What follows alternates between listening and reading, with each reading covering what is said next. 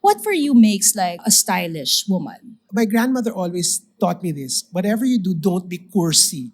What that means is that you have to also leave room for your personality. Yeah, to shine. Yes. Okay. As a designer, I think I failed if they notice the clothes first. Yeah. You have to look at and see the woman first. So remember, when you're entering a room, Yeah. do not make your outfit become the first thing they see. It has- should be you that they see. Tips, secrets, and insights on becoming a fashion designer from Rajo Laurel. Number 1. You know, my very first memory of why I wanted to become a fashion designer really began in the theater. I remember this vividly. I was 5 years old and I just fell in love with the power of the costume. And I was so mesmerized by the fact that a person can one day, with a change of clothes, all of a sudden become the king of Siam. Yeah.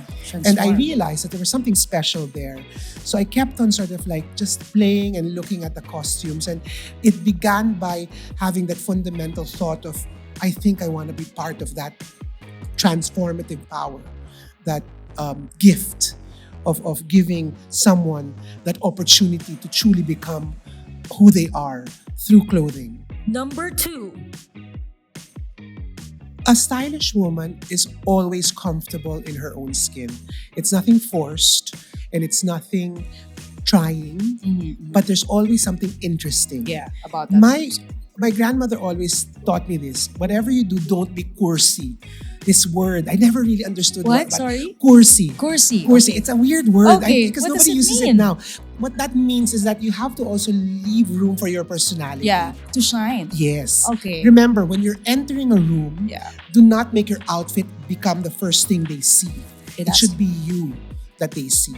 As a designer, I think I failed if they notice the clothes first. Yeah. You have to look at and see the woman first. So there's always this push and pull of design Yeah. wherein you sort of like hold back so that there's a lot of the woman still that's going to be noticed. Number 3. So, Raho, you pursued formal training in fashion design, attending both the New York Fashion Institute of Technology and Central St. Martin's in London. How did these experiences shape your approach to design and your understanding of the fashion industry? You know, when you're young, you basically have this sort of like desire to conquer the world. And I think more than the education, it was really the experience of living by yourself, of becoming free. And what FIT taught me was structure, Structure. basically creating order out of the chaotic mind.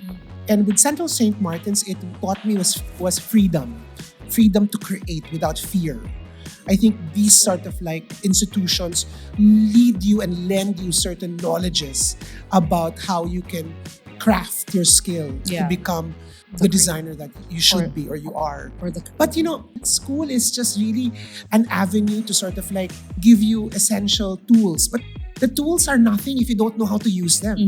And sometimes the theory is so different from reality. from application. Yes, right? your application. It's not the school that you went to, but really how you sort of like use all the tools that are given to you. Number 4. Can you give us your top 5 lessons that aspiring fashion designers should know if they're looking to enter the industry? Number 1, love fashion. Okay, Okay, that's number 1. love You fashion. have to really breathe, eat, consume, not as a shopper, but really know your history. Read about the history of fashion because that's going to be important for you. Number 2 is study. Okay? Try to go to school. If not, try to get a apprenticeship or try to get an internship so that you can actually learn from mentors and mentees. Number 3, as a fashion designer, it's more important for me not just to sketch, but to actually know how to make clothes. Okay. Learn how to make clothes. Take your old clothes apart and put them back together. Buy a second-hand sewing machine and start sewing.